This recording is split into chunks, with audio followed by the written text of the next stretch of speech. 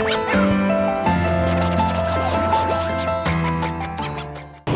what's up guys? This is day 2. This is my back and traps workout, back and traps. I don't really hit biceps focus-wise because most of the back movements are compound movements when you're pulling.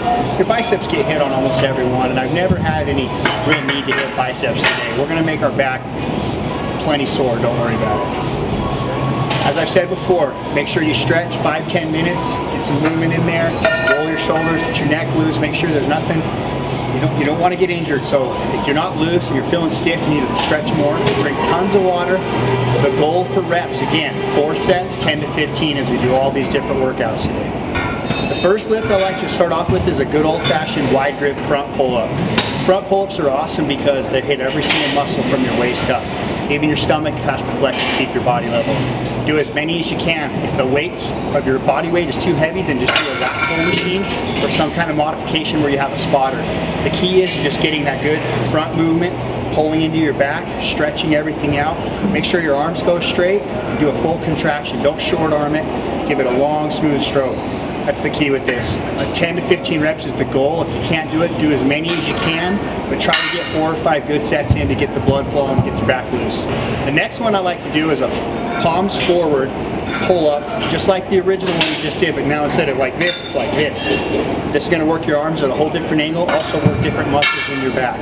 I like doing pull-ups. I mean, they're like the ultimate back lift. They're a big compound lift. They're going to get a lot of blood flow, hit a lot of different groups. You'll notice your back has a lot of different muscle crisscrosses and stuff in it.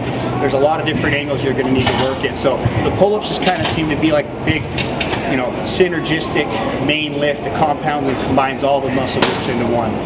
So we've just done 2 heavy pull lifts. The next one we're going to do is what I call them back push downs.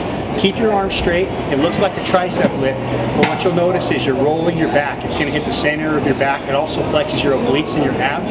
Keep your body level. Slow, controlled movements. Focus on hitting your back.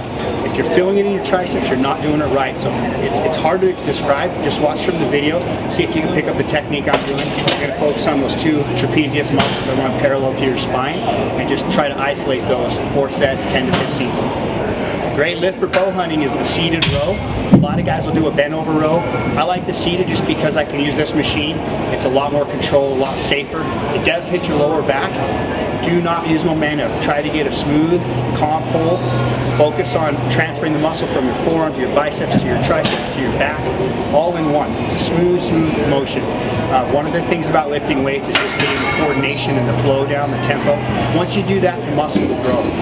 Do not jerk, do not force, do not overdo anything. This is all about slow, controlled, compact movements. Okay, so we just did a seated row. Now I like to do an overhead row. This hits your back at the center of the back from a different angle. I like to just pull down to the chest, slow, controlled movements.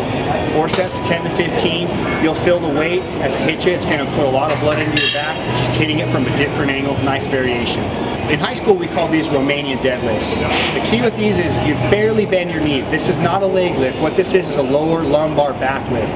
Keep your back straight with your shoulders back. Pivot at your hips. Slowly pull the weight up. Do not go too heavy on this.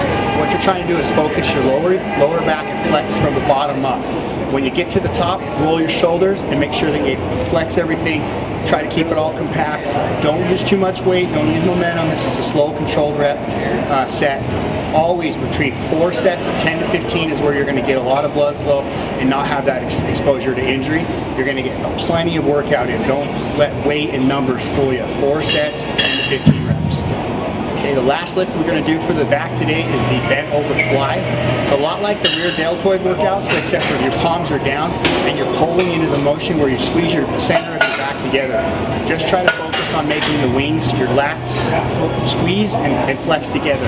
Lightweight, controlled movements. Don't overdo this one. It's going to take some practice, but it's a great way to kind of wrap up your back workout. The traps are something everyone likes to work, the trapezius. They go from the top, basically from your neck all the way to the middle of your back. It's basically what your back straps are on an animal.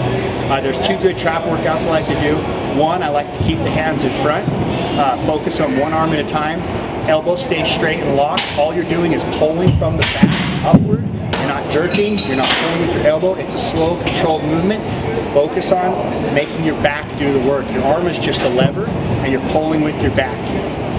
The second trap workout is a 2 dumbbell, 1 in each hand. This time instead of in front of the body, they're on the sides of the body.